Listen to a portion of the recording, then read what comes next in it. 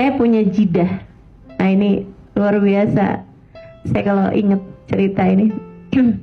Jidah tuh nenek ya. Jadi saya punya kakek sama punya nenek. Saya punya nenek, itu nenek saya kemudian meninggal. Kakek saya menikah lagi. Itu ya. Namanya kan nenek sambung nih kan. Jadi beda usianya itu antara kakek saya sama nenek saya. Di saat kakek saya usia 90 tahun, beliau usianya sekitar 60-an tahun atau 70-an tahun. Jadi usianya bedanya di atas 20-an tahun. Kayak 25 hampir 30-an tahun. Beda antara kakek saya sama nenek saya.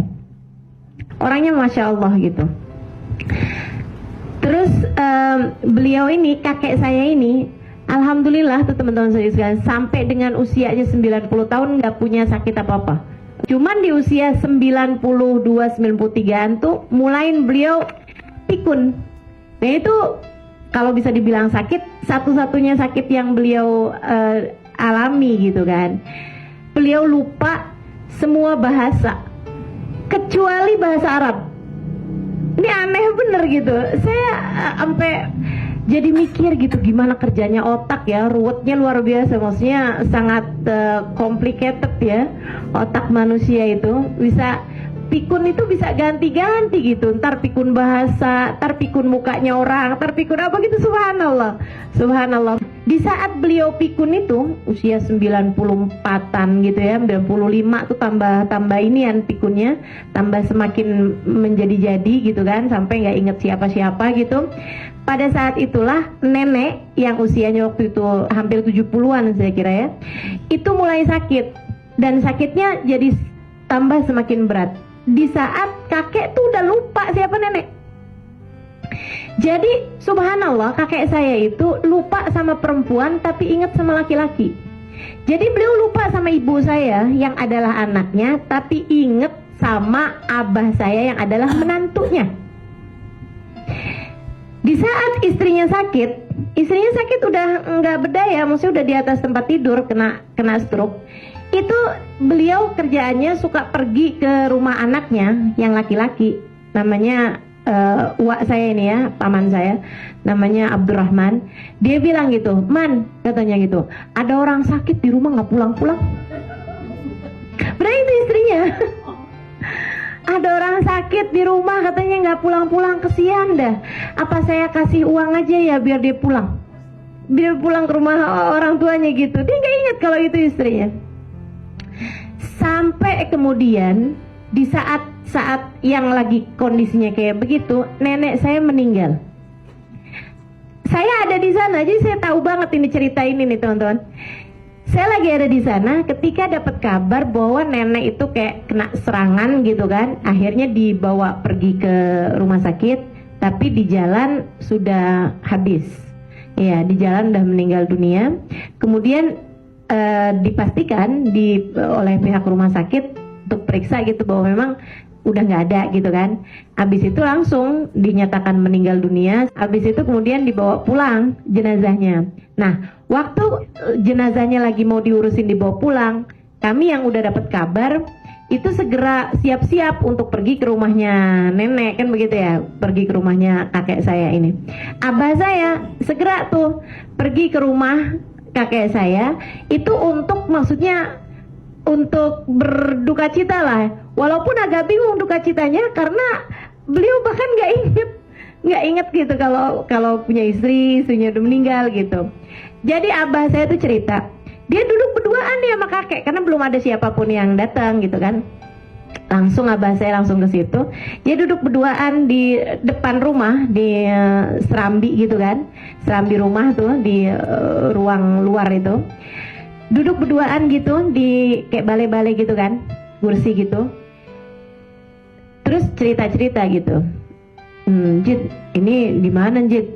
Istri Jit gimana? Tanya-tanya gitu. Tapi dia kayak nggak nyambung gitu. Dia malah blank kan, pikun gitu kan. Beliau malah cerita tentang ibunya gitu. Perasaan dia tuh kayak masih ada ibunya gitu. Udah cerita kesana kemari apa segala macem, sampai kemudian jenazahnya datang. Jenazah itu datang, teman-teman saya sekalian, ditaruh di depannya Njit. Kemudian abah saya buka ininya apa namanya mukanya gitu kan, belum diapa-apain kan jenazahnya, maksudnya baru ditutupin aja gitu, baru maksudnya iya masih pakai baju yang tadi gitu kan, cuman ditambahin kain gitu aja. Abah saya buka gitu kain mukanya, dan itu subhanallah, kakek saya kembali memorinya 100% ketika ngelihat jenazah istrinya. Beliau kemudian bilang, ya Allah, ini istri saya nih Fadlun binti Zain, itu sampai disebutin sama binnya, ingat 100%. Ya Allah, ini istri saya Fadlun binti Zain Babut, ya Allah, istri saya meninggal nih, Masya Allah. Habis itu dia kemudian nangis, innalillah, istri saya nih meninggal, ini istri saya nih perempuan soleha. Dia kemudian ciumin dari ujung rambut ke ujung kaki, diciumin sama dia, ya Allah, ini istri saya nih, ya Allah, diciumin jenazahnya gitu sampai ke kakinya. Ya Allah, saya ridho sama dia dari ujung rambut ke ujung kaki. Ya Allah, saksikan saya ridho sama dia dari ujung rambut sampai ke ujung kakinya, ya Allah. Nangis sampai abah saya ikutan nangis, yang bener-bener nangis gitu. Abah saya mikir, ya Allah, beruntung banget nih perempuan, suaminya pikun tapi Allah balikin hanya untuk menyatakan keridhaan kepada istrinya. Habis itu kemudian jenazahnya ditutup, udah selesai nangisnya ini apa, selesai baca-baca doa gitu, jenazahnya dibawa masuk gitu kan. Habis itu lupa lagi, masuk lagi ke dalam gitu, terus nanya, ada yang meninggal? Siapa yang meninggal? Lupa, teman-teman saudaraku sekalian. Jadi dikembalikan 5 menit memorinya 100%. Bahwa memang memorimu, siapa yang bilang milikmu? Iya, milik Allah. Iya, milik Allah. Dirimu, siapa yang bilang milikmu? Milik Allah. Tapi Allah mengembalikan pada waktu yang tepat untuk hamba-hamba yang tercinta di sisinya.